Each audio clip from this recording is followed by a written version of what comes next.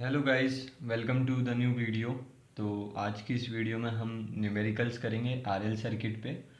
तो RL circuit के क्या क्या न्यूमेरिकल्स हैं, इससे पिछले वीडियो में मैंने आपको बताया था कि आरएल सर्किट का अपन ने निकाला था कि भाई करंट का एक्सप्रेशन क्या आता है, V by R 1 - e⁻ r/l/t। अपन ने टाइम कांस्टेंट के बारे में पढ़ा था। अपन ने वोल्टेज अक्रॉस रेजिस्टेंस के बारे में पढ़ा था कि भाई वोल्टेज अक्रॉस जो रेजिस्टेंस होती है वो v1 - e⁻r/l/t होती है।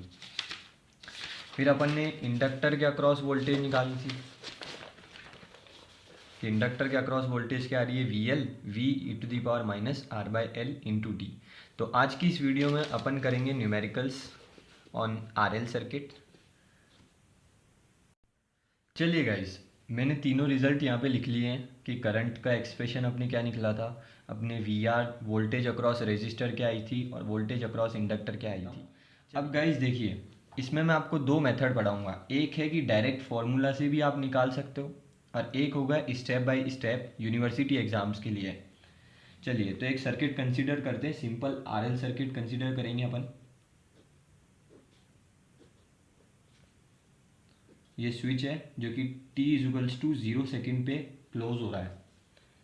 ये रेजिस्टेंस है, ये इंडक्टर है। ये इंडक्टर की वैल्यू दे रखी है 15 हेनरी, रेजिस्टेंस 30 ओम और वोल्टेज 60 वोल्ट। चलिए अब देखिए गाइस, अपने को पूछ रहा है क्वेश्चन में कि भाई यहाँ पे आप करंट बताओ, वोल्टेज अक्रॉस रेजिस्टर बताओ एंड वोल्टेज अक्रॉस इंडक्टर बताओ। तो अब देखिए अपन कैसे इसको परफॉर्म करेंगे। चलिए सबसे पहले अपन क्या करेंगे, इसमें सबसे पहले मैं आपको बताता हूँ डायरेक्ट मेथड, मतलब सिंपल मेथड जो कि यूनिवर्सिटी एग्ज़ाम के लिए रहेगा। सबसे पहले आपको इसमें केवीएल लगाना है। अब इसके दो केस बनेंगे, एक बनेगा स्विचिंग के बाद में, एक बनेगा स्विचिंग के पहले। आपको जब भी ऐसे क्वेश्चंस दिखें तो आपको सबसे पहले लेना है कि भाई स्विचिंग के बाद वाला सर्किट क्या होगा। जैसे t0+, मतलब स्विचिंग के थोड़ी देर बाद में। तो स्विचिंग के थोड़ी देर बाद में ये स्विच है, ये जैसे ही क्लोज हो जाएगा तो अपना सर्किट कैसे बनेगा, ऐसे।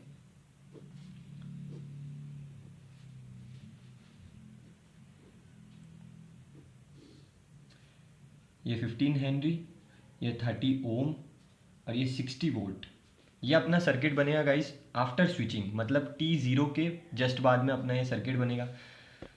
अब आपको इसमें केवीएल लगा देना है। अब जैसे केवीएल लगाओगे फिर आपको इक्वेशन लिखना है कि 60 = 30i प्लस इंडक्टर का क्या होता है L/di/dt, तो 15 di/dt। फिर मैंने आपको बताया था कि भाई अपन इसको डिफरेंशियल इक्वेशन मेथड से सॉल्व करेंगे।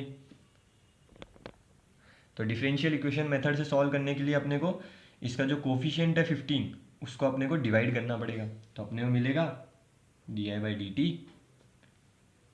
और 30/15 क्या हो जाएगा, 2i और 60/15 तो ये 4 हो जाएगा। तो ये अपने को इक्वेशन मिलेगी di/dt + 2i = 4। अब आपको पता है कि जो टोटल करंट का एक्सप्रेशन आएगा वो आएगा ICF + IPI। चलिए CF निकालते हैं अपन। CF निकालने के लिए अपने को क्या करना पड़ेगा कि di/dt है, मैं d + 2 ले लेता हूँ, i कॉमन = 4। फिर मैंने इस पे m रखा तो ये इधर 0 हो जाएगा, तो मेरे m की वैल्यू आएगी -2। तो मुझे जो करंट मिलेगा CF वाला वो क्या मिलेगा, मुझे वो मिलेगा मेरे को C e⁻−2t, क्योंकि अपने m की वैल्यू -2 आई है। ये अपन डिफरेंशियल इक्वेशन मेथड से कर रहे हैं, तो अपने को ICF मिला Ce⁻−2t। अब अपन निकालते हैं इसकी PI। अब देखिए आफ्टर स्विचिंग ये जो सर्किट है ये कुछ ऐसा बनेगा। तो मैंने आपको बता रखा है कि भाई देखो, करंट जो PI वाला निकलेगा वो क्या होता है, स्टेडी स्टेट एनालिसिस, और ये होता है CF अपने ट्रांजिएंट का रेस्पॉन्स। तो ट्रांजिएंट रेस्पॉन्स अपन ने निकाल लिया। स्टेडी स्टेट रेस्पॉन्स आप डायरेक्टली लिख सकते हो। कैसे, करंट क्या होता है V/R, मुझे यहाँ पे वोल्टेज दे रखी है 60 और मुझे रेजिस्टेंस दे रखा है 30। तो मैं डायरेक्ट बिना किसी फॉर्मूले से लिख सकता हूँ 3 2 2, तो मेरा करंट पी आई जो आएगा वो आ जाएगा 2। अब मुझे पता है कि टोटल करंट मेरा ये होता है I C F plus I P I. मुझे पता है आई सी एफ है मेरा सी ई की पावर माइनस 2t प्लस 2। तो ये आ गया अपने पास करंट का एक्सप्रेशन। लेकिन अभी ये आया नहीं है क्योंकि अभी अपने को यहाँ पे सी की वैल्यू भी बतानी पड़ेगी। तो अब ये केस था स्विचिंग के बाद में। अब आपको लेना है स्विचिंग के पहले का केस। तो स्विचिंग के पहले अगर आप देखोगे तो इस पूरे सर्किट में ये सर्किट कनेक्टेड ही नहीं था किसी सप्लाई से। तो स्विचिंग के बाद में यहाँ पे करंट कितना होगा स्विचिंग के पहले? तो स्विचिंग के पहले यहाँ पे करंट था 0 क्योंकि स्विच कनेक्ट ही नहीं था। स्विचिंग से पहले यहाँ पे स्विच कनेक्टेड नहीं था, कोई सप्लाई नहीं थी सिस्टम पे पास में, तो उसमें करंट 0 था। तो आपको पता है इंडक्टर की प्रॉपर्टी है कि वो सडन चेंज इन करंट को अपोज करता है। Firstly act as a short circuit, तो बाद में भी करंट क्या आएगा 0। तो अब मेरे को टोटल जो एक्सप्रेशन मिला था करंट का वो मेरे को मिला है सी ई की पावर माइनस 2t प्लस 2। तो वो मैं लिख लेता हूँ सी ई की पावर माइनस 2t प्लस 2। अब मैं यहाँ पे देखो गाइस t की वैल्यू 0 रखूँगा। क्यों? क्योंकि स्विच क्लोज होते ही करंट की वैल्यू 0 है, तो ये करंट की वैल्यू 0। और जैसे मैं e की पावर या t की पावर 0 रखूँगा, t को मैं जैसे 0 रखूँगा, t को मैं जैसे 0 रखूँगा तो e की पावर 0 1, तो ये c प्लस 2, तो c की वैल्यू आ जाएगी -2। अब इस वैल्यू को उठा के आपको इसमें रख देना है। तो जो अब अपना फाइनली आंसर आएगा वो आएगा करंट इजिकल्स टू -2 ई की पावर -2t प्लस 2। क्योंकि अपन ने देखा कि अपने c की वैल्यू -2 आई थी और अपने जो करंट का एक्सप्रेशन आया था वो आया था c ई की पावर -2t प्लस 2। मैंने c की जगह -2 रख दिया, तो ये -2 ई की पावर -2t प्लस 2। अब मैं यहाँ से 2 कॉमन ले लूँ तो मुझे मिलेगा 1 माइनस ई की पावर -2t। ये आपके पास करंट का एक्सप्रेशन आता है। अब जैसे आपको क्वेश्चन में कभी दे देवे कि भाई करंट बताओ मेरे को 2 सेकंड बाद करंट कितनी होगी, तो आप यहाँ पे करंट की वैल्यू 2 सेकंड रख दो। t की वैल्यू 2 रखोगे, 2 1 माइनस ई की पावर -4। तो आप इसको कैलकुलेट कर लो अपने वर्चुअल कैलकुलेटर से, तो उससे ही आंसर आ जाएगा। तो ये ऐसे आते हैं। अब अपने को अगला बोला था कि भाई वोल्टेज अक्रॉस रेजिस्टर। तो कल मैंने आपको डिराइव करके ही बताया था वोल्टेज अक्रॉस रेजिस्टर। अब मैं आपको डायरेक्ट भी बताता हूँ, या सिंपल देखो, वोल्टेज अक्रॉस रेजिस्टर क्या होगा, करंट एंड रेजिस्टेंस। करंट अपन ने निकाला, करंट का एक्सप्रेशन है 2 1 minus e to the power -2t। तो 2 1 minus e to the power -2t into resistance की वैल्यू क्या है। तो रेजिस्टेंस की वैल्यू अपने को दे रखी है 30। तो मैं लिख सकता हूँ कि रेजिस्टेंस की वैल्यू है 30। जैसे ही मैं 30 लिखूँगा इंटू में, तो ये हो जाएगा 30 into 2 60, 1 minus e to the power -2t। तो ये हो जाएगा आपकी वोल्टेज अक्रॉस रेजिस्टेंस। अब ये भी आपको बोल दे कि भाई voltage across resistance after 4 second, तो आप t की वैल्यू 4 रखोगे और कैलकुलेटर से सॉल्व कर लोगे। बहुत ही सिंपल है। अब निकालते हैं अपन voltage across inductor. Voltage across inductor क्या होती है, L di/dt होती है। फिर मैंने कल आपको सॉल्व करके बताया था कि अपने जो वोल्टेज अक्रॉस इंडक्टर निकलती है वो निकलती है v e to the power -r/L into T. तो डायरेक्टली अपन निकाल सकते हैं v e to the power -r/L into T. अब देखो यहाँ वोल्टेज आपको कितनी दे रखी है 60, रेजिस्टेंस 30 और इंडक्टर 50। तो ये वोल्टेज दे रखी है आपको 60 e to the power minus, resistance दे रखा है 30, इंडक्टर दे रखा है 15 इंटू टाइम। तो मैं जैसे इसको काटूंगा तो ये 2 हो जाएगा, तो ये हो जाएगा 60 ई की पावर -2t वोल्ट, और ये भी वोल्ट है। तो अपन डायरेक्टली आंसर निकाल सकते हैं ऐसे सवालों का। डायरेक्टली अपन इनको सॉल्व कर सकते हैं। ये वोल्टेज अक्रॉस इंडक्टर भी निकल गई है। अब मैं आपको बताता हूँ कि आप डायरेक्टली कैसे सॉल्व कर सकते थे, मतलब देखा और आंसर। चलिए इसी क्वेश्चन को मैं आपको बताता हूँ कि आपको देखते ही कैसे सॉल्यूशन पता चलेगा। बहुत ही इजीली है गाइस, डायरेक्ट मेथड अब मैं आपको बता रहा हूँ। अगर आपकी यूनिवर्सिटी में एमसीक्यू आते हैं या आप गेट वेट के लिए कर रहे हो तो बहुत ही इजीली हो जाएगा ये। देखिए कल मैंने आपको डिराइव करके ही बताया था कि करंट क्या होता है, V by R 1 minus e to the power minus R by L into T. तो अब देखिए इस सर्किट में मेरे को वोल्टेज कितना दे रखा है 60, मुझे रेजिस्टेंस दे रखा है 30, मुझे इंडक्टर दे रखा है 15। मैं सारी वैल्यूज़ को पुट कर देता हूँ।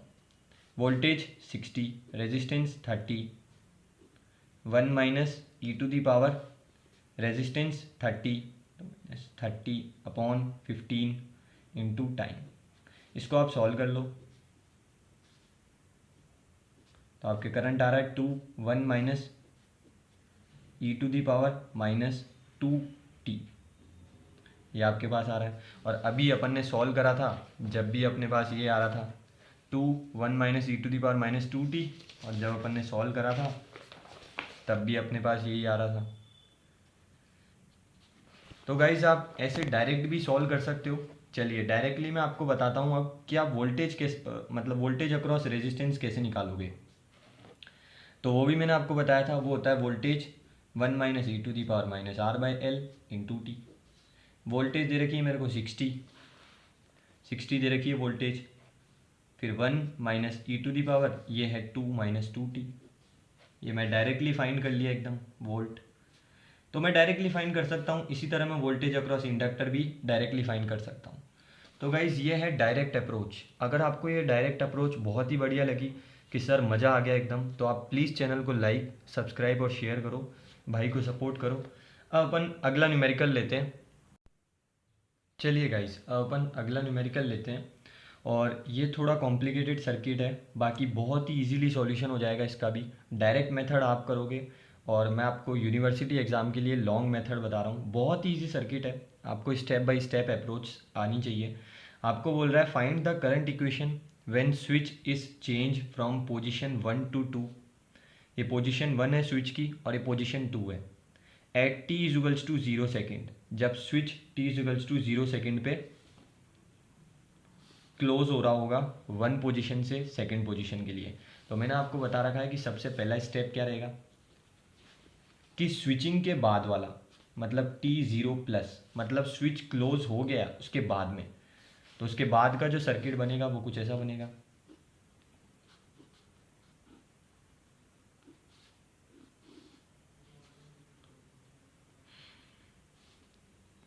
वो कुछ ऐसा सर्किट बनेगा गाइस, क्योंकि स्विच इस पोजीशन पे आ गया है, तो 30 और 0.2 स्विच इस पोजीशन पे है। चलिए स्विच इस पोजीशन पे है, अब उसके बाद देखिए अपन इसमें लगाएंगे सिंपल और सिंपल केवीएल। तो केवीएल जैसे ही लगाया तो वोल्टेज सोर्स तो कुछ है ही नहीं, तो हो जाएगा 30i प्लस 0.2 di/dt इजुगल्स टू 0। क्यों? क्योंकि वोल्टेज सोर्स कुछ है ही नहीं। अब आपको कुछ नहीं करना है, मैंने आपको बताया 0.2 से आप डिवाइड कर दो, तो di/dt प्लस जैसे आप 30 को 0.2 से डिवाइड करोगे आपको मिलेगा 150i इजुगल्स टू 0। सिंपल है, डेसिमल नीचे जाएगा तो 2/10 हो जाएगा, फिर वो ऊपर जाएगा तो 150 हो जाएगा। चलिए फिर वही स्टेप रहेगा d प्लस 150 आई बार इजुगल्स टू 0, m आ गया मेरे माइनस 150। तो मेरे जो करंट आएगा सी एफ वाला, क्योंकि सी एफ होता है ट्रांजिएंट के लिए, वो मुझे मिलेगा c e to the power minus 150 into time. चलिए अब मैं निकालता हूँ इसमें कि भाई मेरे को स्विचिंग के पहले वाला सर्किट अब अपन देखते हैं। अपना निकला करंट सी एफ वाला। अब मेरा करंट जो पी आई का निकलेगा वो क्या निकलेगा, आपको पता है पी आई होता है स्टेडी स्टेट, जो कि होता है वोल्टेज अपॉन रेजिस्टेंस। अब यहाँ पे कुछ वोल्टेज है ही नहीं स्विचिंग के बाद में, तो ये वोल्टेज ज़ीरो हो गया, तो ये पी आई ज़ीरो हो गया। तो जो टोटल करंट है, तो जो टोटल करंट है वो मेरा हो जाएगा आई सी एफ, और वो हो जाएगा C e to the power minus 150 into T. ये हो जाएगा गाइस। चलिए अब अपन इसकी सी की वैल्यू निकालेंगे। तो सी की वैल्यू के लिए अपने को स्विचिंग से पहला वाला सर्किट चाहिए होगा। चलिए स्विचिंग के पहले देखो सर्किट क्या है। तो स्विचिंग के पहले मतलब वो ही सर्किट है एकदम।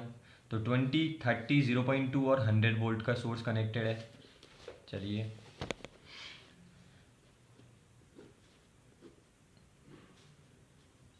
ये 20, ये 30, अब ये 100 वोल्ट का सोर्स है। अब देखिए आपको ये चीज़ पता होना चाहिए कि इंडक्टर जो है वो जो है स्टेडी स्टेट में, मतलब जब बहुत देर तक सप्लाई कनेक्टेड थी तो वो शॉर्ट सर्किट की तरह एक्ट करता है। ये मैंने आपको बताया भी है कि लॉस नाम की ट्रिक से कि inductor firstly act as a open circuit, फिर जैसे ही ट्रांजिएंट बहुत देर तक हो जाता है तो वो शॉर्ट सर्किट की तरह एक्ट करता है। तो जब यहाँ पे बहुत देर तक सर्किट एक वोल्टेज सोर्स से कनेक्टेड था तो इंडक्टर शॉर्ट हो जाएगा, और अगर यहाँ कैपेसिटर होता तो कैपेसिटर ओपन सर्किट हो जाता। लेकिन यहाँ पे अभी इंडक्टर है तो अपन इसको शॉर्ट कर देंगे। तो अपन क्या करेंगे, अब ये हो गया अपने शॉर्ट सर्किट।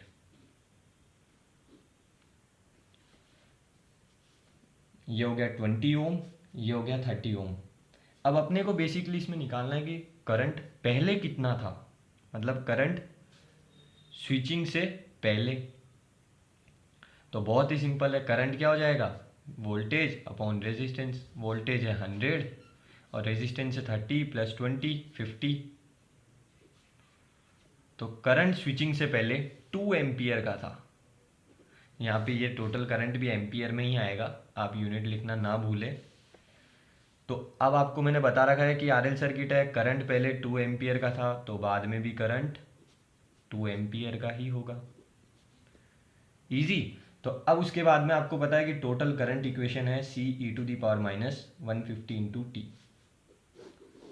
मेरे को C की वैल्यू चाहिए, तो 0 टाइम पे 0 सेकंड पे करंट 2 एम्पियर का था। 2C e⁻ 0 हो जाएगा क्योंकि t को मैं 0 रखूंगा तो 0, e⁻0 होता है 1, C की वैल्यू आ गई 2। मैंने इसमें पुट कर दिया तो मेरे को करंट मिल गया 2 e⁻⁻150 × t। अब आपको बोले करंट 2 सेकंड पे 4 सेकंड पे, तो आप इजीली निकाल सकते हो। बहुत ही इजी क्वेश्चन था गाइस। कुछ इसी प्रकार के क्वेश्चन आपको यूनिवर्सिटी में देखेंगे। बाकी अपकमिंग लेक्चर्स में मैं इसके और भी न्यूमेरिकल्स लाऊंगा। अब अगली वीडियो में अपन करेंगे आरसी सर्किट, फिर उसके भी अपन बेसिक न्यूमेरिकल्स देखेंगे। तो ये बेसिक न्यूमेरिकल्स है। आपको कैसा लगा गाइस? अगर आपको समझ आया तो प्लीज़ लाइक, सब्सक्राइब और शेयर करो। और अब आप इस न्यूमेरिकल को ट्राई करो डायरेक्ट मेथड से कि अपन डायरेक्टली इसको कैसे कर सकते हैं। ये जो अभी चल रहा है अपना ट्रांजिएंट में वो डिफरेंशियल इक्वेशन मेथड है। आगे चल के अपन लाप्लास का मेथड भी सीखेंगे, लाप्लास ट्रांसफॉर्म का मेथड। तो उससे भी ये इजीली सॉल्व हो जाएगा।